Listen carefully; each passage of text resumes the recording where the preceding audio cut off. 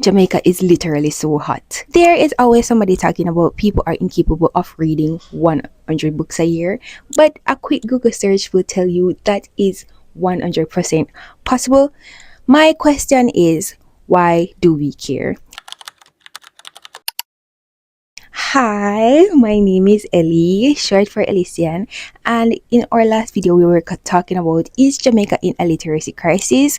You can go check that out. I will leave that linked in the description, as well as the video where I was talking about this book to have a racism problem.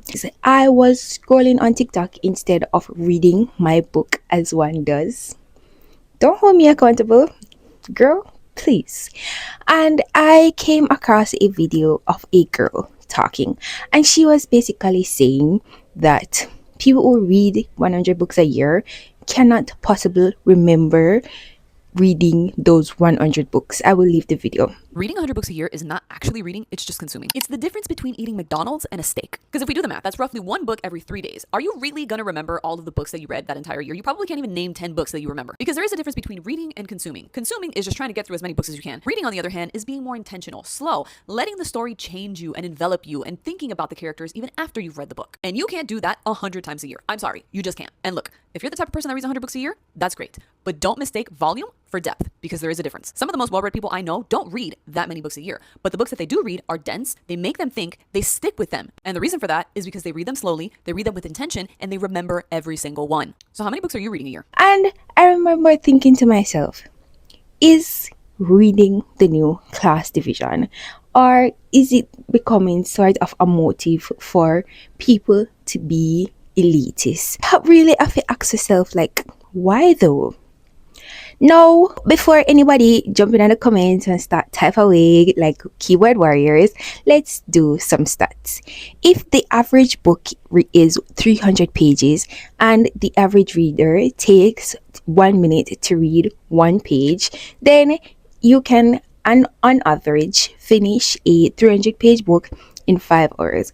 Am I saying that everybody has 5 hours accessible?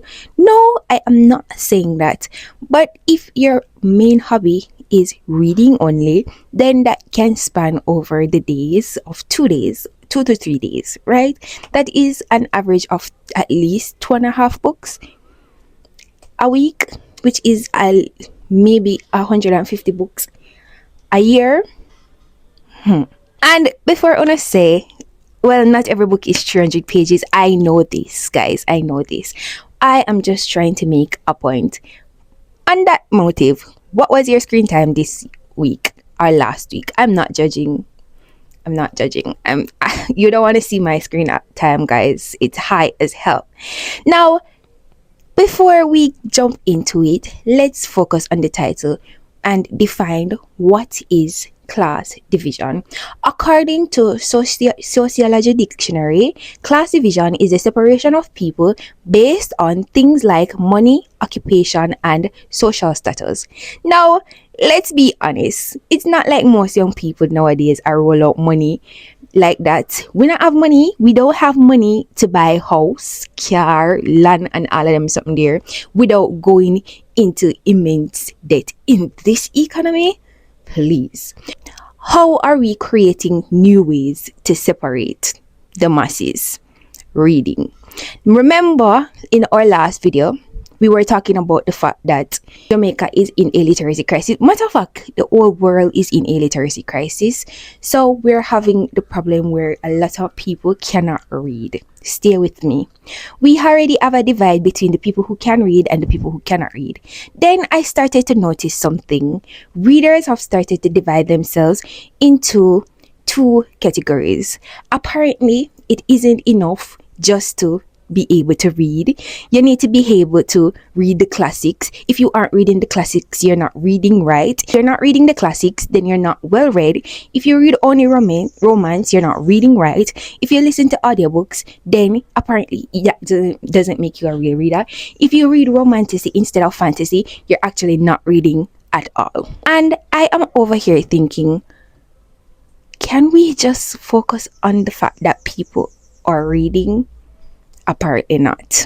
Can we actually encourage people instead of acting like we're writing reports. We're in the middle of school and we're writing reports. No, not that anything is bad if that is what you want to do, but I am just saying, can we focus on the fact that people are actually reading instead of doom scrolling? What makes someone well read? Seriously, honestly, how do we measure that? And here is another thing I've also noticed.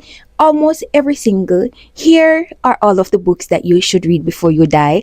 Here are some books that makes you well read. It is always white. Hello? What's happening?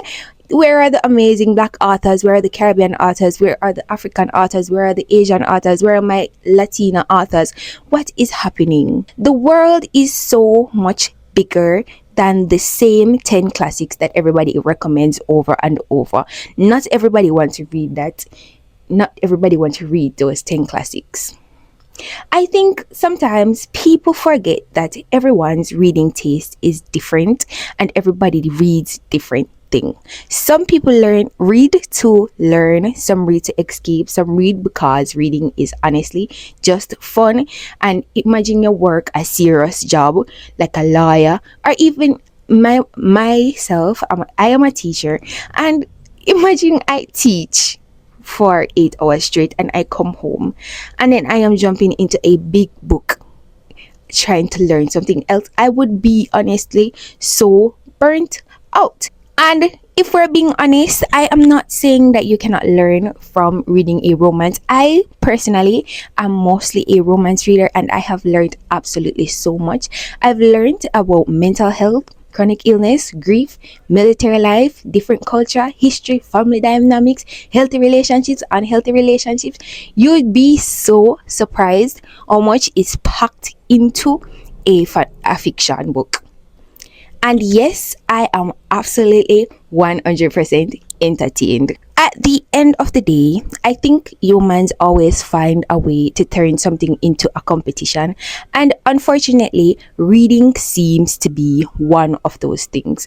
In a world where so many children are struggling to read, I don't think we should be turning something into another way to feel superior, especially reading.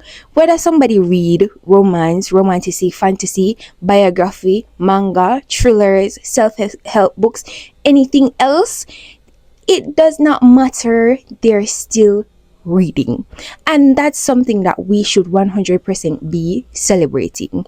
Instead of saying, if what you're reading is whatever, we should be saying, at least they are reading. And maybe we should be asking instead, maybe how to get somebody into reading instead of, my gosh, guys, I had to go wipe my face because, like, what the